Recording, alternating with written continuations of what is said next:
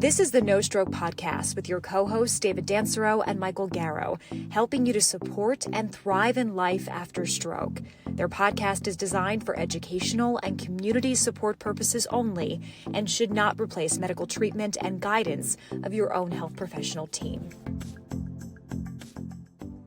Welcome to episode 94 of the No Stroke Podcast. I'm here with my co-host Mike Garrow. My name's Dave Dancero on a hot July midday. Wave 2026, man. It was about 94 degrees in my bedroom last night. Yeah, there's no escaping it, Mike. The big question is, do you have the chilling cooler for your biz going yet? I know it was in the works. We broke ground last night on it, where I had to get all the electrical and all that in order. Okay. But yeah, we don't have it for this week, but I sure would be living in it if we did. They'll be lining up for you. Well, that's awesome. Well, listen, I'm glad we could get back together because I put out a couple of show rewinds or a couple of revisits to some podcasts that got dropped when we switched over hosting providers. So it's nice to it was actually fun kind of listening to a few of those, and they were dropped over the last couple of years, but we're back with a new podcast here, and this is a great episode. This is one that wasn't without its hiccups during the recording, to say that. Of course, well, probably the toughest one to actually go back and actually have to clean up because we had a lot of drops. Yeah, that was a bad day for the old Wi-Fi for all of us, I think. Yeah. But yeah, glad we got it pieced together. And for the sections that might be a little spotty, bear with us, folks. I appreciate you doing that. Yeah, I think it will come out okay, and I'm excited to, talk about this topic because it's one that's been, near and dear to our hearts for a long time. And we're going to be introducing two more physical therapists from Shirley Ryan Ability Lab, and this goes back to Mike, thinking back, how cool that episode 37, a couple of years ago, we had our first PT on, Dr. Aaron J. Rahman, and talked about, Was that our first PT? That was, other than myself, we don't count me. He was our first PT. We had a number of OTs on prior, a number, like we were getting killed, those us PTs. And then I think I've lost count. We've done so many great interviews, but we're going to be diving into this episode soon with two senior research physical therapists, Dr. Miriam Rafferty and Dr. Kristen Hull. I'll just do a quick bio on both of them, and then they're going to introduce themselves too. Dr. Miriam Rafferty is the Director of Implementation Science, Research Scientist 2.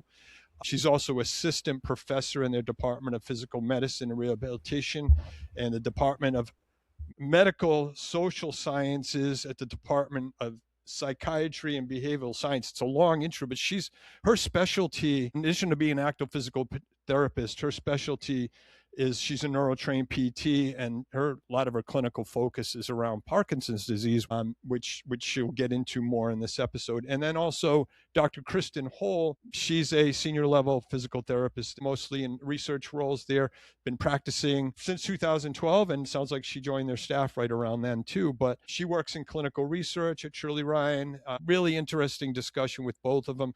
And again, if you've never heard the work that's being done at Shirley Ryan, Mike, just like again this year, just like 4 years ago when we had Dr. J. Rahman on, once again they were awarded like for 35 years in a row by not Consumer Reports, it's like the Becker's Hospital Review, like one of those. Yeah, it's a pretty prestigious award they've had now for 35 years and running. Is the number one rehab hospital in the country. Yeah, it's the place to be if you're left fortunate enough to be in, as we've found out. And I haven't spent much time in Chicago, but Chicagoland.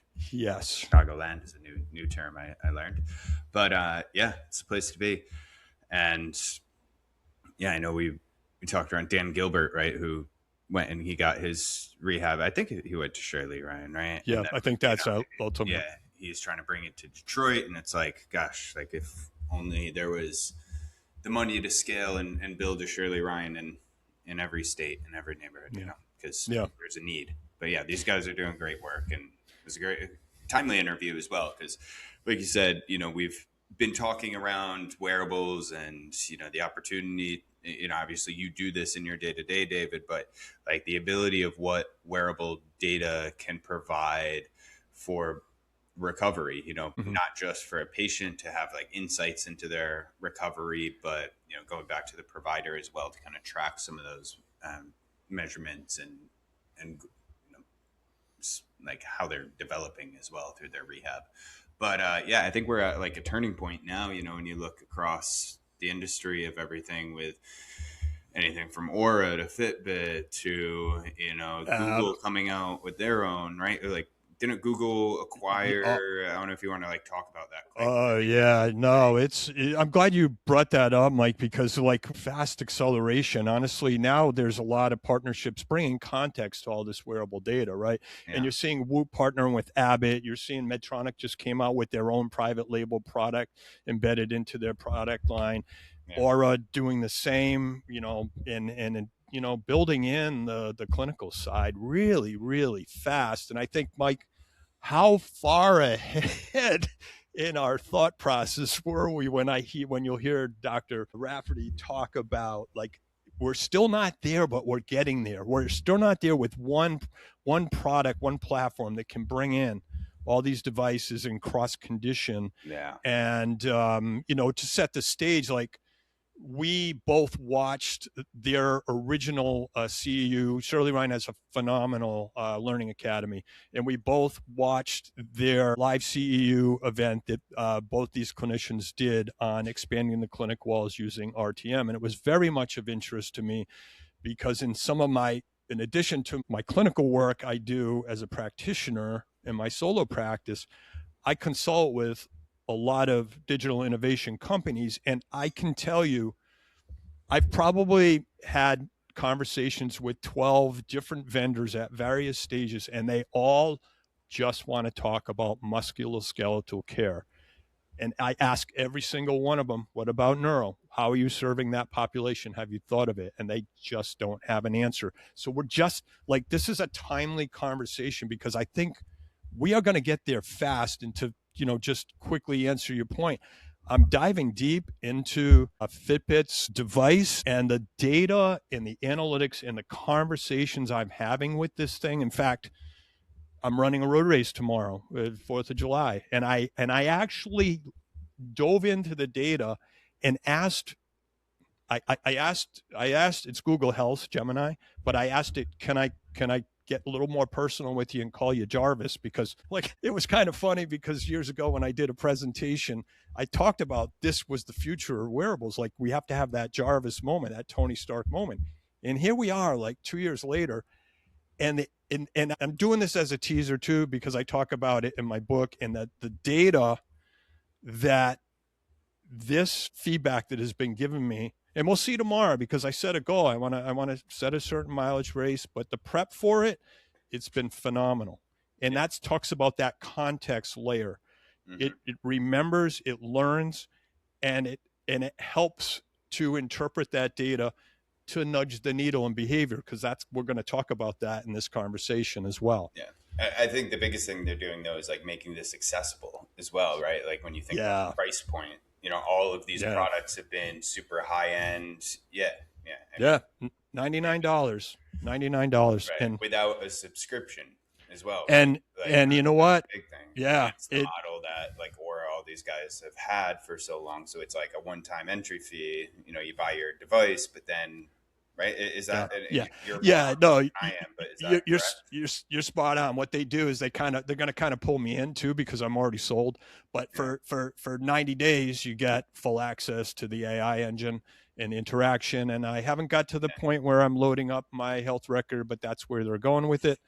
But I can see myself keeping this, like, on my intention. I'm perfectly happy with my Apple Watch, but I don't like wearing it at night. And this is where the sleep data has come in phenomenal. And so let's say it's $200 investment for the year. It's well worth it. Yeah.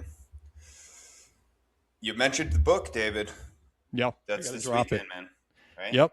going live tomorrow, July 4th. We're going to get this out. So this goes live over the holiday weekend, but this has been a long journey. I joked that, more than training and running a marathon, when I was trying to build this out years ago and then put it down and picked it up again, trying to weave 10 different patient stories in addition to my recovery story, your stories in there, Mike, and trying to make it flow. And I hope I accomplished that, but just, quick self-promotion. The digital version goes live tomorrow, July 4th. There's a reason for July 4th, which cliffhanger, you're going to have to read the book to see why it's so meaningful.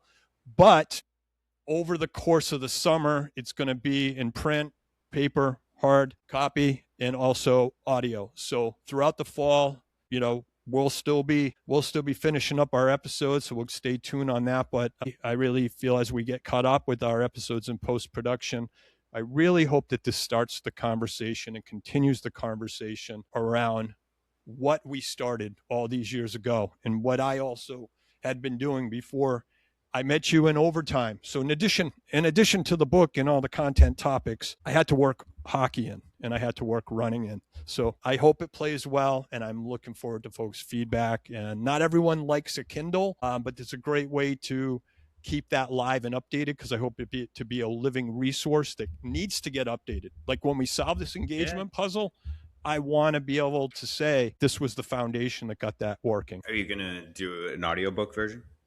Yeah, so as soon as it releases tomorrow, it's a great question because I've got a lot of questions about that. I do not want, because you don't know when it's in digital until you load it up. This thing's over 300 pages right now. And I dropped 10 chapters that are going to be bonus on No Stroke Substack. Cool. So it's going to be a resource library. But the Kindle version, and I'll play around with what folks are interested in. There's a beta release for Kindle and Amazon Publishing where I could almost have it's like an AI. The AI take my whole book versus me sitting and reading every chapter. And then there's another option where perhaps I can have my voice cloned and then have the AI agent read it as me, but it wouldn't be me. And I don't know if I'm ready for that yet. Yeah. I mean, what about, hiring Tony Stark or somebody? Well, I'm sure there are services that will do that, whether it's legal or not. Tony Stark would be great. That would be, who knows? Yeah, whoever you want, man. Well, congrats. I know you've been working tirelessly on that project. And yeah, we're all excited to thank you. Download that. So we'll drop a link in the show notes here. Right. Like we'll be able to promote. Yeah. So, and just anyone who's contributed in the book, you are going to get an author's copy early on. Anyone that has completed the Stroke Support Organization survey, that was part of my thank you, that you're going to be getting a digital copy as well. So, it's up to you guys if you want to jump in and get an early read. The digital is going to be probably updated again by next week, just because of some things I saw that I needed. I joked in something that I talked about. Someone sent me a deadline.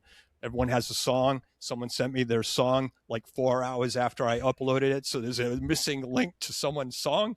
And I want to update that over the weekend. So like by Monday of next week, the most updated Kindle version will be back up in Amazon. But yet they lock you out right now. I can't touch it right now because I'll blow the release. So it needs like 72 hours. I'm not touching it.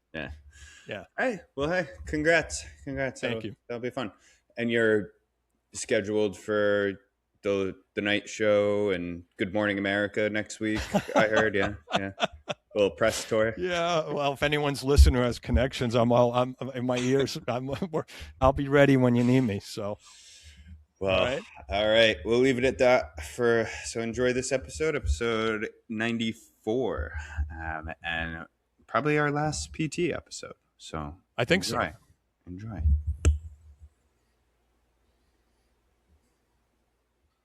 Welcome, Miriam and Kristen, to the No Stroke podcast. Thanks. It's great to be here. Thank you for having us. We're really excited to make this happen tonight. mentioned in the intro already how we connected after going through Shirley Ryan's the Ability Lab's learning portal, and we want to continue the discussion around remote therapeutic monitoring in that CEU webinar that you both did. The title was Expanding the Clinic Walls in Neurologic Care and Implementing Remote Therapeutic Monitoring in Rehabilitation. And we could talk for really hours around RTM. I wanted to make this conversation a little bit more about learning a bit more about RTM, but also what distinguishes it from care in MSK or musculoskeletal conditions as well. So could you, Miriam, you would like to go first? I read your full bio, but maybe you could just give us a little bit more about your role there at Shirley Ryan Ability Lab. So I started working at Shirley Ryan Ability Lab back when it was the Rehabilitation Institute of Chicago as a physical therapist before I got my PhD. Being here and being exposed to research is what really gave me the research bug and inspired me to go back to get a PhD to be able to ask and answer my own research questions. And after completing my training, I was able to come back as a research scientist here. So now I work here as the director of implementation science. So implementation science is a relatively new field of science. I think of implementation science as a methodology or field, the same way somebody might say engineering and neuroscience are different things that you can study. And there are different methodologies within implementation science and different types of things that you can study with it. It's kind of a blend of biomedical sciences, but also psychology, social work, business and organizational, like industrial and organizational psychology. It's all about how do we not just study the evidence-based practice itself, but the strategies that we need to use to get the evidence-based practice into the real world clinic. Yeah. So I can imagine a lot of like the change management approaches and things that need to happen within these healthcare systems. That's super interesting. And Kristen, if you don't mind, can you share a little bit more about your role Sure. let's make sure I get this right, Shirley Ryan Ability Lab? Yeah. So I'm a physical therapist as well with a specialty in neurologic physical therapy.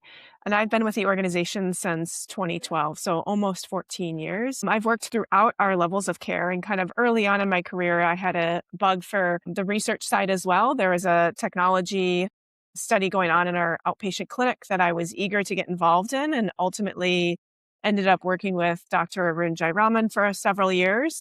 And then went back into clinical care a bit more, and then ultimately found I had a gap between what I was doing in research with Dr. Arun Jairaman and what I was doing in everyday clinical care. And I really found that kind of answer to be the work that Miriam was doing. And so I currently work with Miriam for most of my role, and then have a small technology implementation role at the organization, working predominantly on inpatient side of things, but can be across levels of care as well. David teed up a little bit around the webinar that you guys led and remote therapeutic monitoring. So I think just given the audience, right, we have folks who are very understanding, like know very well what remote therapeutic monitoring are. And then we have folks who have never heard of this ever. Right. So I think, can we level set and also talk around the differences, if you don't mind, of remote therapeutic versus remote patient monitoring? Why don't you set Miriam for us? Yeah. Okay. So remote monitoring, we'll just say remote monitoring in general, or remote patient monitoring, is really anything that we can do as clinicians to keep track of what our patients are doing outside of care. When it first came around, remote physiologic monitoring, so remote patient monitoring, remote physiologic monitoring, you might hear people say RPM. Those were the first, our remote monitoring technologies. And so these are things you can imagine, like a Holter monitor, where somebody has a heart rate monitor and the doctor's going to keep track of their heart rate, which is a physiological function, and see when the heart isn't working the way it's supposed to.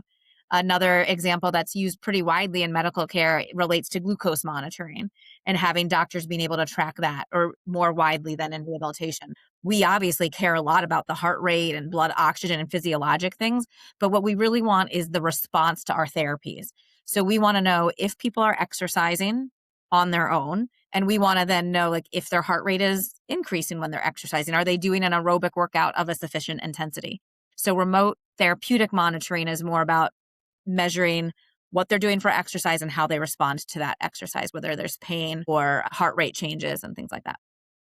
The other piece of the light overview we could kind of jump into is the initial RTM codes were introduced in 2022, but when they were released, really platforms to monitor remote therapeutic monitoring weren't available. So there was a lot of development that had to go on to develop platforms that could even look at someone's response to therapy or exercise. And so I think you pointed out that there is overall the utilization rate of these codes is still pretty low. And that is true. But when you actually look at it year over year, it's an exponential growth that we've seen in those code use.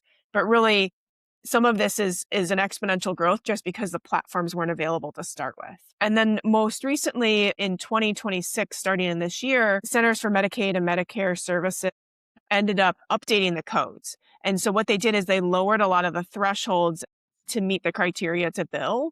And so RTM codes have become a lot more feasible and accessible as something that might look like something that an organization wants to get involved in.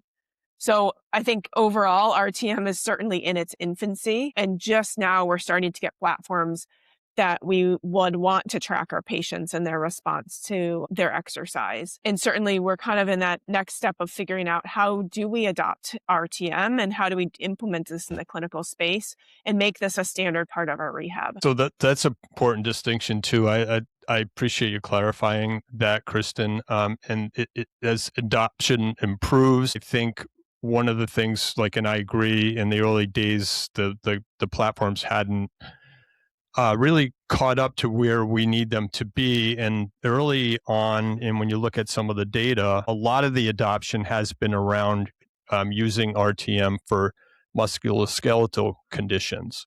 And I really liked in your full presentation how you went through the differences. You also explained the coding and billing, which is an entire podcast on its own. So we're going to skip over that for this discussion, but encourage folks to go to Shirley Ryan Ability Lab's learning portal if there are clinicians that want to learn more about the billing side. But one thing I learned on the webinar too, and I'd love either of you to clarify, we talked a little bit about some of the barriers in adoption improving, but do you feel like some of that adoption is, as we teach the new physical therapy educators this technology, do you feel like are we teaching this for new clinicians, or are you seeing that this is even on their radar? I think it probably really depends on the school, exactly what they're being taught and what technologies they might get exposed to. I don't do a lot of entry-level teaching, but I can say that it's part of our educational standards that they learn about health promotion and wellness. So all PT schools right now should be teaching that physical activity is important. They should be teaching some strategies, almost behavior change strategies. On a small note, we're not health psychologists, but small behavior change strategies that we can use as physical therapists to help people exercise more, which are a lot of the skills that we use when we're doing remote therapeutic monitoring. So I would say that they should be coming out of school with a very strong value towards physical activity, and they should understand that there is this thing called remote therapeutic monitoring that should help them, but they may not have received hands-on training with the technology itself. They would have had to be in a clinic that is using it probably to get that hands-on training. And as you've mentioned, we still don't have a lot of clinics that are adopting it fully yet. I will also add, I think that PTs as a whole are a relatively active bunch. And so many physical therapists that I know have their own activity trackers. So I do think that they might be familiar with at least one of the technologies or two of the technologies based on what they personally use. But that might or might not translate over into what they do in the clinic. Perfect. Thanks for clarifying that. And the other thing I want to talk about is specifically in some of your research, I'd like to talk more about platform design, because you mentioned some interesting things about how following someone for care for a neurological condition may differ from maybe the typical platforms capabilities that are out there now that are maybe truly just based on MSK, where you're just maybe looking at range of motion and pain and tracking compliance. Could either one of you talk about some of the key findings from some of your research about what in design needs to be more tailored towards this special population? I'll start talking about how I was thinking about it as a researcher, and then I think Kristen can probably jump in and add more from the clinical perspective. As a researcher, I actually started my research in this field in Parkinson's disease, and the care models that we need for Parkinson's disease or stroke, kind of this neurologic population, are different than musculoskeletal, which we kind of affectionately call MSK in PT world. So for neurologic populations, we're looking frequently at a chronic condition that is going to be a problem for this person for the rest of their life. And we're trying to lessen the impact of that, and we're trying to promote exercise, but you're looking at a long-term issue. And our goals around that are changing somebody's exercise habits. I don't care as a neurologic PT as much if a person did their bridge exercise or if they did their knee stretching. I care that they're out there walking. I care that they're getting their heart rate up. When the RTM platforms were first starting to come online in physical therapy, a lot of them were being based on very acute episodes of injuries or illnesses. So total knee replacements were one of the first ones that were targeted. There were payment models, bundled payment models that really incentivized getting the number of visits down and being very efficient in care. And remote therapeutic monitoring is something that can do that. It can improve the efficiency of care in that patient population where they care about range of motion, they care about pain, and they need the patient to be doing their bridges and their knee stretching, or else they won't have a good outcome. So those models were built around home exercise program adherence, but they don't have the capacity to pull in steps per day from a wearable, or many of them don't or didn't when they were first being developed. And in neuro, that was what I needed. I needed the wearable data. And I think from a clinical perspective, what is of value to me with RTM is often in the outpatient level, I often see patients continuously returning, right? So it's multiple episodes of care over several years. They improve during PT, they would be discharged, they lose function, maybe have a fall, something happens, and then they return to see me. And so I see RTM as a potential way to disrupt that continuous cycle for patients. And then at the same time, it arms me with more objective information about how someone's functioning outside of the clinic. And that will help me make more informed decisions regarding a plan of care and when I choose to discharge a person. It could be an extension that we continue to monitor for a longer period of time, or it's just during the episode of care that I have a better understanding, more information to make those decisions. Yeah, that's super interesting. And I think a lot of this, right, is just like you touched on that behavior change element, right? A lot of this is like having a patient actually be open to wearing a wearable for that long, right? And like knowing that their data is going to be tracked, but it's that kind of intrinsic motivation that's also a big part of this, I'm sure, right? So can you guys speak, and I know, Miriam, you mentioned like your early research in this started in Parkinson's, but there was some translation. So can we touch on a couple of the studies that were noted in the webinar and kind of big drivers there? Yeah. So I'll say the first early work with activity monitoring has all been done using research grade monitors. A research grade monitor is going to cost at least $500 for the individual. The platforms can be expensive.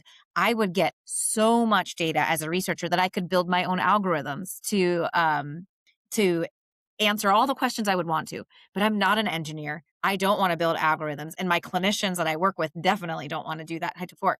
I want a device that can give me nice, clear, simple data that I want. And so that kind of sent me down this path of looking for commercially available technologies. One of the studies that had done this recently was in Parkinson's disease, and it was actually using the commercially available technology of a Peloton, where they actually created the study is called Cycle 2, and they created logins that the therapist shared with the patient so that they could see what the patients were up to. And the patients were instructed to exercise several times a week. And it took a lot of therapist hours to do all of the tracking and monitoring. And part of that is because this is a commercial platform made for individual users. It's not really meant for therapeutic monitoring. It doesn't have billing worked in or all the things that we would need as a clinician. But what it did show was that people, with the help of a therapist periodically, they didn't need to be with the therapist the whole session, but with the therapist periodically, the patients could adhere to a pretty high level of exercise. So that was work that was coming out of the Cleveland Clinic and Jay Albert's lab. And we see like, okay, patients can do it. It does require a lot of therapist help, and we still probably have some work on the platform to do. In stroke, coming out of the University of Delaware and a few other institutes, they did a study. Darcy Reisman did a study where they were comparing people who got high-intensity treadmill training step activity monitoring, or both of those combined. And they found that the behavior change approaches that they used when they were doing activity monitoring were really valuable. That high intensity training alone doesn't get people to change their behavior outside of the therapy session. So again, highlighting that importance of activity monitoring in general, but that was also with a research grade device. And so we were really thinking, as I was doing research here that was going to incorporate activity monitoring into clinical practice, we needed to find a solution that was a commercially available device that was affordable. And then you have to think also, if a patient has one device already, they're not going to want to get a different device or a lesser device with less bells and whistles. So we needed to find a platform that could really pull in information from any commercially available wearable that we thought was a credible wearable. And so we kind of went out on the hunt. And in both those studies that you mentioned, so the wearable, what I learned was that the wearable alone wasn't necessarily what led to behavior change. It was the touch points with the therapist at the right time. Is that correct in what I took away from that? Yes. Yeah. And that's something we saw in our study too, when we did it with our patients for 6 months. It's not the activity tracker alone. They really valued the interaction they had with their therapist and felt like motivated and accountable to the physical therapist. So there was that personal connection that was really important and valued by the patients during the monitoring period. So it's not just sticking something on their wrist and they, improve their steps. There's a relationship that goes on there. And just quick follow-up question related. Is there an appropriate time? So one patient population was Parkinson's community and the other was a stroke study. Was this early on in diagnosis in maybe one case or both? Is there a key time to introduce RTM into someone's experience, whether it be someone with Parkinson's, stroke, or other? Yeah, I think that it has different uses at different times of each of these conditions. So when my first study here was in Parkinson's, when we actually started doing the remote monitoring with one platform, we chose to do all diagnoses because that's what matches our clinical practice. There's very few therapists who only see one diagnosis. And so thus, as an organization, we're not going to buy a technology that's only useful for one patient population. Anything that we do here, the more generalizable it is to work across different populations, the better. And stroke and Parkinson's are very different. So in Parkinson's, I love it if we can get this technology on somebody very soon after diagnosis to try to keep them exercising as they are before they're diagnosed. And then with stroke, they've had this huge change in their function, kind of like a catastrophic health event. And so you have to think about capacity. And immediately after that stroke, while they're still in the hospital and inpatient, it might be a little bit too soon. But once they're settling back into life, I think getting a monitor on them would be really helpful to help them kind of get back to kind of hit where they need to be or where they want to be. You have to think about their physical capacity to use the technology. So hand function, when they're using a tracker to track, to start and stop when they're doing it, or maybe to select a different exercise that they're doing. Cognitive capacity to engage in independent exercise, safety to be independent while they're exercising. And then most of the commercially available trackers are not accurate if the person is using an assistive device like a walker. So if they're using a single point cane on just one side and the watch is on the other side, if you're using a wrist-worn wearable, then it might be okay even for a somewhat slow walker or somebody using one-sided device. We've talked before about how Dr. Jayaraman, one of our colleagues here, has done a lot of research on wearables as well. And he's a part of the labs that are creating their own algorithms to help them work for people that have more physical impairments. So one thing that, and I know we said we want to dive deep into the reimbursement of this, but one thing in your discussion and the webinar that stuck out to me was that reimbursement really for one therapeutic or one discipline. Thank you. So PT or OT. And when we think of stroke, it's such a multidisciplinary, rehab journey for most, both from, I guess, let's start maybe with you, Kristen, boots on the ground. Are you seeing limitations in terms of how that could support patients, because we're only able to kind of look at a PT journey first and can't be kind of working towards a joint therapy program and allowing a PT and an OT to get reimbursed for their therapy? And then maybe we could transition, Miriam, to you of in the labs, like how do you think of that from a research lens of like what maybe needs to come next, or just policy driven, probably more so. But Kristen, if you want to start. I'm going to think through and kind of talk through this answer. So yes, I think it is a barrier, but I think if we're trying to provide the best patient outcomes, a potential for outcome for our patients, this is something that we would provide regardless of if we're being reimbursed or not. So if PT and OT feel like it's the best thing to do for their patients to get them to their best outcome as efficiently as possible, one discipline would be the one who's charging for it, and the other one just isn't getting reimbursed. Now, that's probably not the business model that is sustainable, but I think that's the clinician-driven approach of like, I want to get my patient better as quickly as possible and to the highest level of function they are capable of. And so I'll let the business people say that that's not the right answer, right? Yeah, I think that could make sense in like a Shirley Ryan case, or like where, you're working as one organization or one therapy department, right? But yeah, it's often you're seeing this therapist from, this hospital system, and yeah, it's of course not connected. And I think so too, these codes are new. So if there's enough advocacy to say that multiple disciplines need to be able to bill for these codes, I would hope there's enough advocacy to change that as a rule. And do you see that? Yeah. Do you see Well- that as like a research opportunity, Maria, or like where this needs to maybe go, or what do Yeah, you think? I see two things. I think that the policy, like Kristen is saying, the policy on RTM is not static yet. I don't think it's a done deal. I'm guessing that there'll be more changes along the way. So it could be that they do open it up to let two providers charge for RTM at the same time. I think that we also can be creative in the delivery models that are yet unexplored. So, Kristen was mentioning one where like the OT I'm the PT too, so right, the PT's charging, the OT's not. But there's what we would call transdisciplinary care, which is that a physical therapist is certainly capable of following up on an arm exercise, even though in my clinical practice here, a lot of times our OT does the arm strengthening and the PT does the leg strengthening. But the PT can ask, did you have pain with that shoulder exercise? So it could just become a part of the PT's job to do more of that HEP follow-up, even though the OT is prescribing the exercise. And then the OT might be helping to progress the exercise when they see that patient in person, and the PT is doing that therapeutic follow-up. So I think in interdisciplinary or transdisciplinary setting, I think that works well. I think where we need research and development, and so for all your tech developers that are listening, we need platforms that do it all. And I know that that's really hard to develop, and everybody kind of has their expertise in one area. But as I kind of mentioned briefly, no hospital is going to buy 8 different electronic solutions for their different patient populations and different disciplines. And that's how we think as researchers. I'm going to develop a solution to this one problem for upper limb and stroke. And I'm going to develop a solution for this one problem in lower limb and stroke. And I'm going to develop a solution for people with limb loss. We need one that does it all. I just don't see organizations adopting that many different technologies.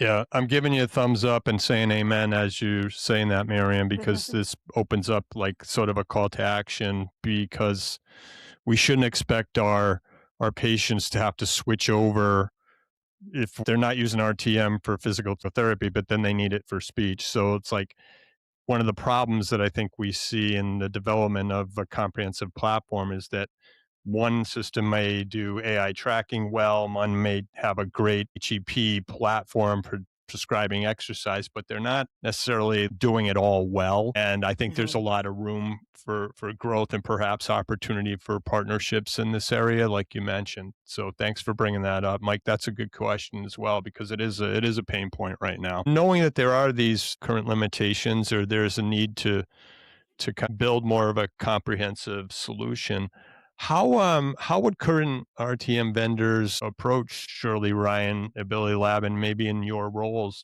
if they want to consult with you on getting feedback on what they currently offer? So my email address is on the website, and so people can email me. If I don't reply, nudge again, because sometimes depending on the week or the month, I get a lot of emails. But we do have, mostly we're very open to talking to people. So we'll have one meeting with just about anybody, right? And that's just like a exchange of ideas. We love hearing about new technologies, and we'll love to hear what people are making. And then I'm happy to give you my opinion on anything, right? It doesn't mean it's the right opinion, but I'm happy to share. But I think then It depends on the step of their technology. So Dr. Jayaraman, who you spoke with a couple of years ago, his lab is really focused on getting technologies to market. So if you have a technology that's not yet FDA approved or is trying to seek its own CPT codes, his lab does that testing, and they are excellent at it. You get them a protocol and they can recruit patients. We have a lovely, large registry here with patients that we can do to help the technology developers get their materials studied in the right patient populations. Where I am most interested is when it is a technology that is ready for adoption. And the question is just, how do we get it adopted? Those are the research questions that I get really excited about answering. And so my team and I will do things like host stakeholder panels for technology companies where we either gather clinicians, patients, or a mixed group of clinicians and patients to talk about the technology, perhaps the dashboard visuals that somebody's working with. We can share a little bit about how that might work in our workflow so that the technology companies can really think about clinical workflow. The organization hosts people that come in and want to observe, and there's different kind of levels of access that different companies can get when they want to observe. But we're very interested in innovative technologies, and it really just depends on the stage of development. Super. And what about from the patient perspective, right? Are there, as you guys are continuing to develop more and more research and partner with some of these platforms that are out there, how can patients get involved in some of this research? So I think Kristen might answer this one.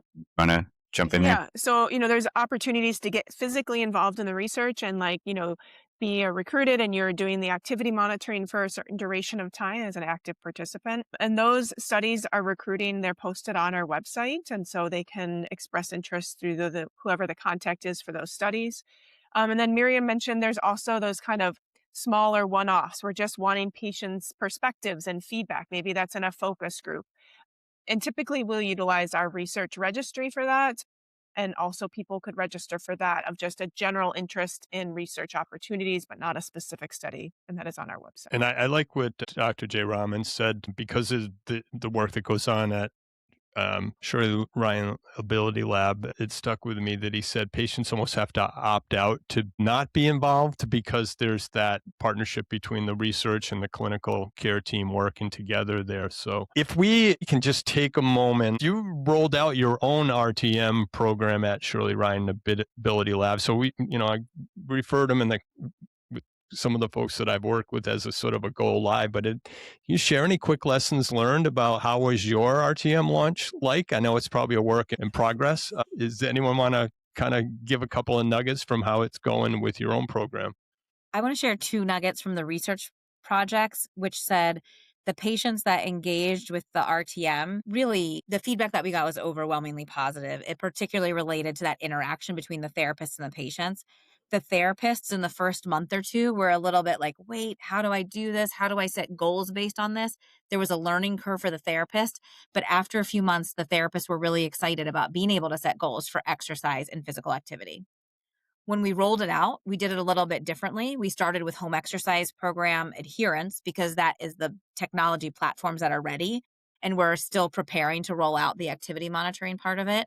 And I'm going to let Kristen share about some of the kind of lessons learned in that new technology rollout.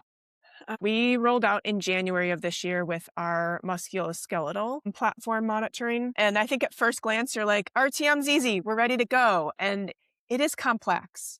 It is more complex than you think it is. The more you get into the nuanced details of compliance and billing and regulatory things, changing practice workflows and getting clinicians trained up. And so all of these things have been challenges that we've experienced so far. We've done a lot to support clinicians, creating job aids, retraining, editing our workflows, building documentation that can support them, and building reports. But it has been a process. And I don't think as of right now, 3 months in, we would certainly say it's a smooth process or it's been well adopted. It is something that we're still definitely adapting and changing as we kind of continue to get feedback from clinicians, see utilization, et cetera. It is interesting because our clinical practice started with the type of technology that we had not yet exposed the clinicians to in research, just because that technology was more ready. I want to share a really random nugget of lesson learned that I had not thought about. And that is that everybody's insurance resets in January. And so while our team noted that the RTM codes were changing in January, so we didn't want to start our program in October if the codes were going to change January 1. But when everybody's insurance reset, many people have an out-of-pocket max. And so we all pay more for everything in January. Anybody that has that, right? Our medications cost more. If we go to therapy, it costs more in January than it will in October. So in starting it in January, more patients are aware of the exact sticker price of RTM than they would have if we had started in October. And so I think that the codes are reasonable and they get paid kind of monthly. That means that it looks like that one time at the end of the month that you had this bigger RTM charge, when in reality, it was related to 30 days of monitoring and all that feedback that could have happened during that time. But there's some sticker shock there. So our patients, again, different from a research study where the patients weren't paying for anything. But here the patients, there were patients that were confused about the billing charges. If you're going to start it in October when more people have already hit their out-of-pocket maxes. Yeah. I mean, I didn't really think of that. That's an interesting perspective. So how do you, like, is your plan to, as you're rolling this out, and I'm sure, you're not the only, org, but you are a leading, org within this space. Do you have plans to kind of build frameworks and support other, I know that was kind of a small piece, I'm sure, of what you're doing with the webinar. But is that kind of longer term plans to help other clinics and hospital systems implement some of this? We really are lucky to work at a place like Shirley Ryan Ability Lab that is so values the innovation that can come here. So we're working with our organization right now to have support for the formal evaluation of implementation, to share lessons like this billing thing, that we want to share that in conferences and papers. We really do want to share some of these things with the larger neurologic rehabilitation population, as well as Kristen said, we started with MSK. So I think we're learning a lot of nuggets there. So hopefully we'll get clinicians to conferences to do more presentations like the ones that you watched that clued you in on our program here. And, we definitely are interested in sharing what we're doing. As we close in on the end of this episode, we usually end our episodes with this magic wand question, which goes like this: if we could give you a magic wand, how would you use it to improve the stroke aftercare pathway? So maybe either one or both can kind of put their own spin on the magic wand as it relates to how you might see RTM being able to better connect stroke aftercare, sharing the title of your presentation, and that pathway that exists outside the clinic walls that oftentimes is where stroke patients oftentimes tell us is where they most get lost. I would like to have two magic wands, but they're connected. So my first ask would be to have an unlimited number of activity trackers so that anyone, regardless of their ability to afford a device, would have the opportunity to use activity tracking and RTM during and beyond their rehabilitation.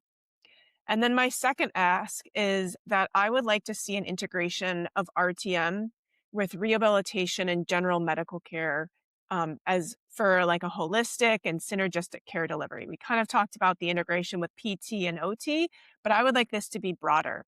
I imagine a day where steps and exercise, sleep, heart rate variability is all available to all their providers. So not only your physiologic metrics that your therapist is looking at, the steps, et cetera, but your general practitioner is also looking at it and seeing, are there any adjustments that they need to maybe make for medications or additional follow-ups based on that data that they're getting. The data that we get can be used by so many disciplines, and I would hope that we could all come together for the benefit of the patients and the people's care. Yeah. Can I have two magic wands too? So mine are going to be, in addition to having all this data, I want policy that supports its use in secondary prevention. So much of our work in physical therapy is like, how do we fix a problem? But really, when somebody has a stroke or many other conditions, it's how do we now keep them as healthy as we can help them and prevent secondary sequelae by keeping them physically active and making sure that their blood pressure is monitored. We need to have all the data that Kristen mentioned. We also need it to be supported and paid for by our insurers. And then my second magic wand would go back to that call to action for the technology developers out there. Please give me a platform that does it all. I want a platform that has my home exercise program adherence in it and my physical activity and my our heart rate tracking and things like that. I need it all. Yeah. Claude AI. Get coding. Yeah, right. brilliant two answers, right? Kristen kind of bringing the cost element of, the barriers to some of these devices being able to get to everyone. And then, Miriam with policy really being the key to making this happen. So well said. And, thank you for all the work that you're doing to try to drive this field forward, because, I know it's an area that is, new, and that's a difficult space to obviously be in, but a fun one as well, I'm sure, learning new and trying to get these technologies, into the hands of everyone. We've talked to so many stroke survivors and care partners, and, there's a need for this in the home, because, often patients, where they want to be doing their therapy is in the home, right? And having that ability to have the connection and be able to follow through and stay motivated. It's all part of the complex puzzle of rehab and the evolution that's happening here with it. But I think you guys are on the right paths, and I hope that, this was a valuable episode for both clinicians who are interested in this space and trying to understand how we bring this into practice, but also our survivors who are, in the home kind of looking for new devices and new ways to access therapy. So I want to thank you for your time. And David, I guess I'll pass it to you. I know we've been dealing with some low bandwidth internet here today, but David, I'll hand it over to you if you want to finish off.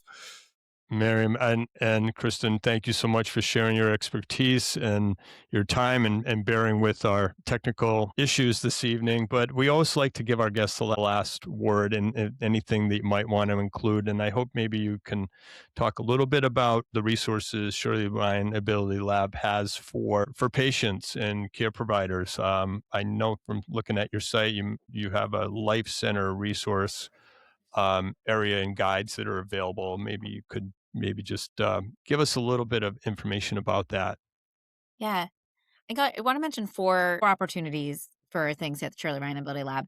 The first one, Kristen already mentioned, is that our website does have a lot of the research studies online. So if you're interested in participating in research, look there. Some of the studies are local in the Chicagoland area, but some of them are national or that you could participate in remotely. We have the Life Center, as David mentioned. The Henry Betts Life Center is a patient education and care partner education forum. They have a number of online resources, but they also have staff by medical librarians, and there's information kind of, if you live in the Chicagoland area, if you walk in, they'll help you get all the information you need. If you're somewhere else, you can call them and they can answer questions related to stroke. Specifically for aphasia research, which we didn't really touch on speech therapy very much in this call, but there are remote monitoring options there, as well as remote care. And we have a large center for aphasia research and therapy here that does many studies, as well as support groups, things like conversation groups and book clubs and singing groups for people with aphasia. And our fourth one is our fitness center. And our fitness center also offers virtual classes for people with neurologic disorders, as well as virtual one-on-one functional fitness training. So I think those are the four that I thought of. Kristen, did I miss anything? I think that's good. Yeah. Oh, and just regular old patient care. If you need PT, OT, or speech, we're a great place to come and visit. We do have a global patient services group where you can have a referral from your own physician if you live out of the Chicagoland area. And we're working on models using remote monitoring, hopefully, where you could come in and be kind of seen by the expert physiatrists, as well as any disciplines that you need, even if it's just for a week when you're in town. Very cool. Very cool. Chicagoland. I was telling Kristen I haven't been to Chicago, but now I know the term of, is that like what you guys call it there? Chicagoland? Is that the way to do it? Yeah. I don't think it's just me. I think we call it Chicagoland. It sounds more fun than the greater Chicago metropolitan I like it. area. Yeah, Chicagoland. I like it. Yeah. Now I'm in the know. Dr. J. Rahman had invited us out for a tour, and Mike and I never made that happen. So someday maybe we'll be able to pull that off. In the meantime, we'll definitely put everything that you referenced today in the show notes. It's been a great opportunity to meet you both, and I want to thank you for sharing your time and your expertise again. Thanks. We'd be happy to have you out here and show you around.